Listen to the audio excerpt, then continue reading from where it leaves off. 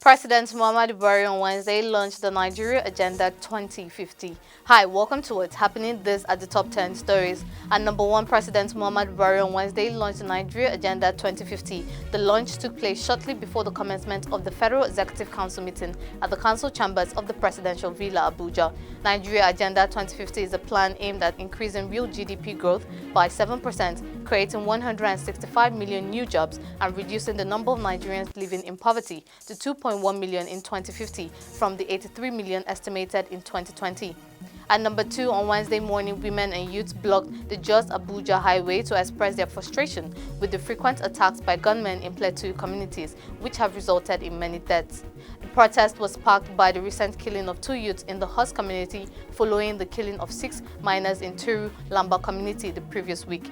This is not the first time that protests have occurred in response to these attacks. At number 3, Shehu Sani, a former senator, has criticized the governor of Rivers State, Nyesom Wike, for declaring a public holiday and closing down businesses in the state for the visit of the president-elect Bola Tinubu. Sani accused Wike of being desperate for favors. On Tuesday, Wike had announced a public holiday for May 3rd to allow residents to welcome Tinubu to the state.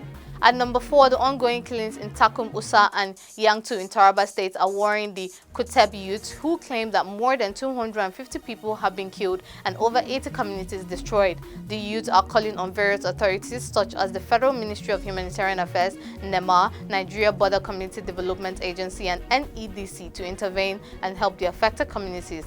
They also disputed the police explanation that the killings are due to conflicts between herders and farmers. At number 5, Akatin Abuja has allowed the Advertising Regulatory Council of Abuja to serve Facebook with a summons in a lawsuit over the company's violation of Nigerian advertising laws. ACON is seeking a declaration that meters publication of art and marketing materials in Nigeria with prior approval from the Advertising Standards Panel is illegal. The lawsuit is seeking 30 billion naira in damages.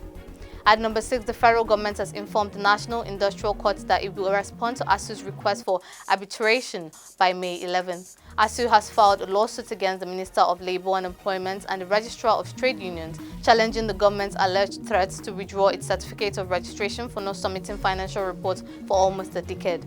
At number 7, President Muhammadu Buhari has been invited to attend the coronation of Charles III and Camilla as the King and Queen of the United Kingdom. The coronation will take place on May 6th and the President will leave Abuja on May 3rd to attend. The Commonwealth Secretariat will also host a summit for Commonwealth countries' leaders on May 5th. At number 8, Teo Thao, a former Minneapolis police officer, has been found guilty of aiding and abetting manslaughter for holding back bystanders while George Floyd was pinned down by other officers.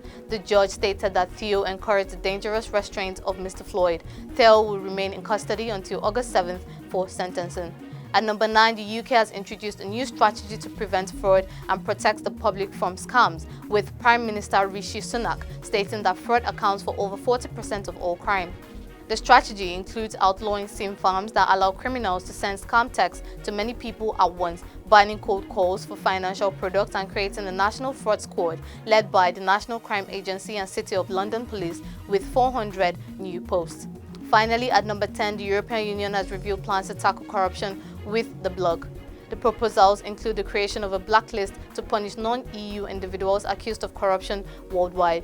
Those who commit serious acts of corruption will have their assets frozen in the EU and be barred from the bloc. The plans will require approval from EU's member states. That's all for today. See you next time on What's Happening.